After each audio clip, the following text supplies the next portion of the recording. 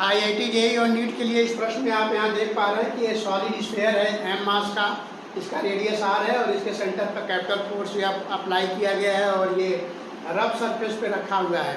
तो प्रश्न ये है कि मैक्सिमम फोर्स की वैल्यू इसके सेंटर पर कितना अप्लाई किया जाना चाहिए कि सॉलिड स्फीयर में स्लिपिंग ना हो, यानी ये सॉलिड स्फीयर स्लिप ना कर पाए, केवल रोल करे। ऐसे में मैक्सिमम फोर्स की वैल्यू निकालने के लिए जैसे कि सेंटर पे फोर्स लगाया गया, इसलिए इस सॉलिड स्फीयर पर जो फ्रिक्शन लगेगा वो बैक डायरेक्शन में लगेगा। इस प्रकार नेट फोर्स जो होगा capital F minus small F equal to mass into acceleration होगा, जहाँ पर एक्सेलरेशन इसके सेंटर का दिया गया है जो नेट फोर्स के डायरेक्शन में कैपिटल एफ के डायरेक्शन में होगा। इस प्रकार स्लिपिंग ना होने के केस में प्योर रोलिंग होगा और प्योर रोलिंग के केस में हम जानते हैं कि एक्सेलरेशन जो होता है अल्फा इंटू कैपिटल आर के बराबर होगा। इस प्रकार सेंटर के अबाउट टॉर्क निकालेंगे सभी फोर्सेज का, तो कैपिटल एफ का टॉर्क सेंटर के अबाउट 0 होगा। इस प्रकार फ्रिक्शनल फोर्स सेंटर के अबाउट टॉर्क प्रोवाइड करेगा जो इसमें एंगुलर एक्सेलरेशन और एंगुलर वेलोसिटी क्रिएट करेगा। इस प्रकार टॉर्क का इक्वेशन जब हम लिखेंगे तो small F into capital R equal to moment of inertia into alpha angular acceleration center के अबाउट जो सॉलिड स्फीयर में क्रिएट होगा इसके बराबर होगा। इस प्रकार F into capital R equal to solid sphere का सेंटर के about moment of inertia 2/5 mr² into alpha. Pure rolling के केस में आप देख पा रहे हैं कि A equal to alpha R है, तो यहाँ से अल्फा की वैल्यू हम निकालेंगे ए बाई कैपिटल आर और अल्फा की जगह पर हम यहाँ पर लिखेंगे ए बाई कैपिटल आर। इस प्रकार इस इक्वेशन को जब आप सॉल्व करेंगे तो एफ की वैल्यू आ जाएगा 2/5 ma।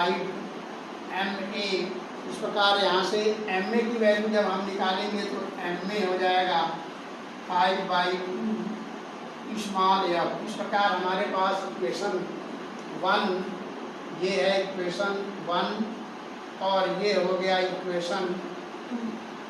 इक्वेशन 1 और 2 से हम फ्रिक्शनल फोर्स और कैपिटल एफ में रिलेशन निकालेंगे। इसलिए इक्वेशन 1 में हम एम ए के जगह पर 5/2 एफ रखेंगे। इस प्रकार capital F minus small F equal to M A, और एम ए की जगह पर यहाँ पर इक्वेशन 2 से हम 5/2 स्मॉल एफ रखेंगे। इस प्रकार इसको और आगे बढ़ाएंगे और सॉल्व करेंगे तो कैपिटल एफ की वैल्यू आ जाएगा 5/2 small F plus small F, और जब इसको आप सॉल्व करेंगे तो इस प्रकार कैपिटल एफ की वैल्यू आ जाएगा 7/2 स्मॉल एफ, और यहाँ से स्मॉल एफ की वैल्यू निकालेंगे तो ये हो जाएगा 2/7 कैपिटल एफ। और हमें पता है कि फ्रिक्शनल फोर्स जो होता है, फ्रिक्शनल फोर्स की जो वैल्यू होगा less than R equal to mu mg होता है। इस प्रकार फ्रिक्शनल फोर्स के जगह पर हम 2/7 कैपिटल एफ रखेंगे, और इस प्रकार इस इक्वेशन में एफ स्मॉल एफ के जगह पर हम लिखेंगे 2/7 capital F less than R equal to mu mg।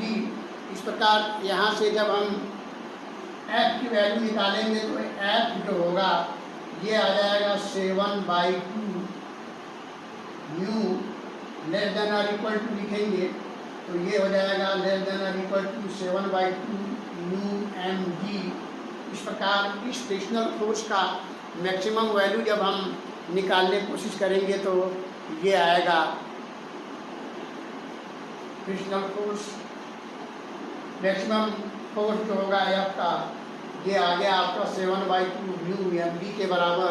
इस प्रकार ये जो फ्रिक्शनल फोर्स के द्वारा जो मैक्सिमम फोर्स अप्लाई है सेंटर पर, इसका वैल्यू मास और जी और म्यू के टर्म में जब हम निकालेंगे तो ये आ जाएगा 7/2 म्यू mg। तो इस प्रकार ये मैक्सिमम फोर्स है जो इसके सेंटर पे आप अप्लाई करेंगे तो इस सॉलिड स्फीयर में प्योर रोलिंग होगा, स्लिपिंग नहीं होगा। फॉरवर्ड डायरेक्शन में या बैकवर्ड डायरेक्शन में कोई स्लीपिंग नहीं होगी।